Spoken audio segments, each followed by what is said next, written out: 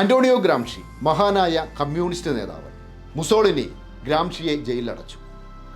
രോഗപീഠകളാൽ ബുദ്ധിമുട്ടുകയായിരുന്ന ഗ്രാംഷിയുടെ മരണം ഉറപ്പിച്ച ശേഷമാണ് മുസോളിനി ജയിലിൽ നിന്നും ഗ്രാംഷിയെ മോചിപ്പിച്ചത്.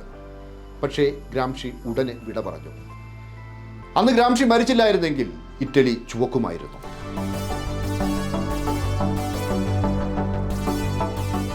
ഈ ലോകം ഇവിടെ ജനിച്ച എല്ലാവർക്കും ഒരുപോലെ അവകാശപ്പെട്ടതാണ്.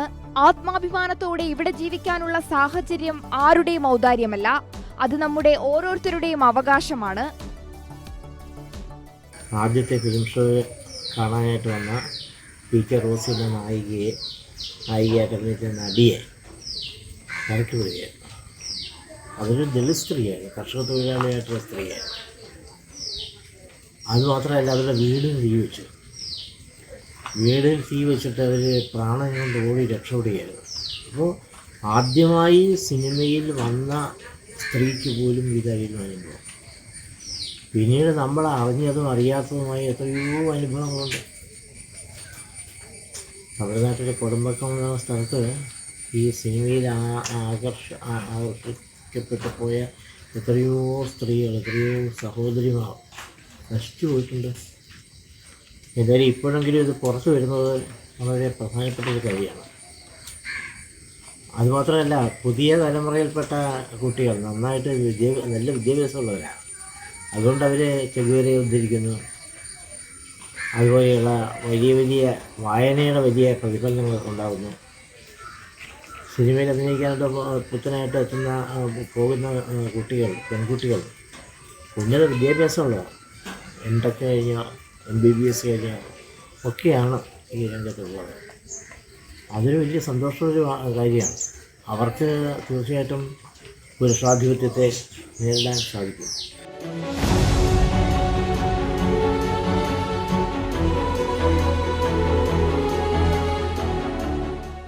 അതിജീവനത്തിനായി പോരാടുന്ന സ്ത്രീകൾക്ക് എന്തുകൊണ്ടാണ് അന്റോണിയോ ഗ്രാംഷി പ്രതീകമാകുന്നത്?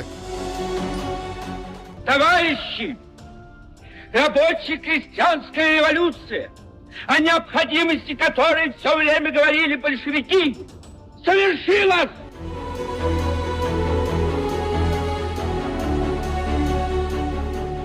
കമ്മ്യൂണിസം ഇടിമുഴക്കമായി ചൂഷകവർഗത്തെ ഞെട്ടിച്ച കാലം.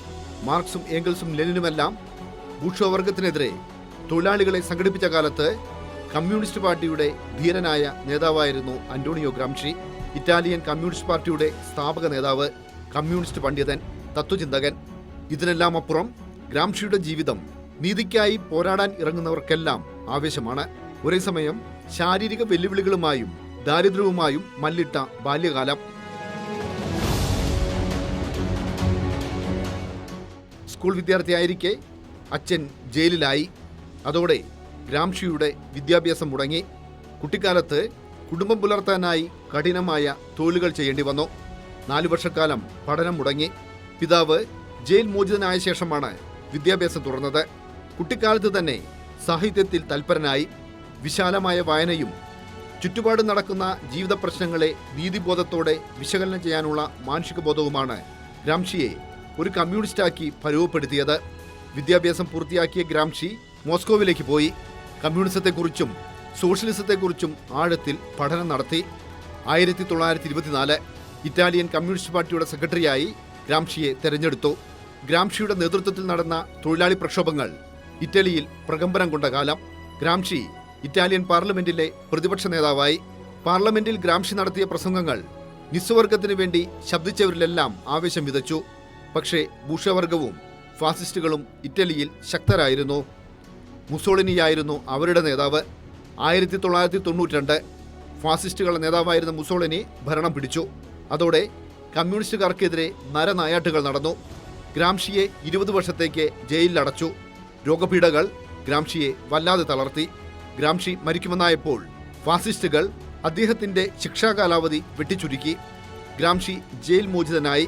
പക്ഷേ ഒരാഴ്ചയ്ക്കുള്ളിൽ ഗ്രാംഷി മരണത്തിന് കീഴടങ്ങി.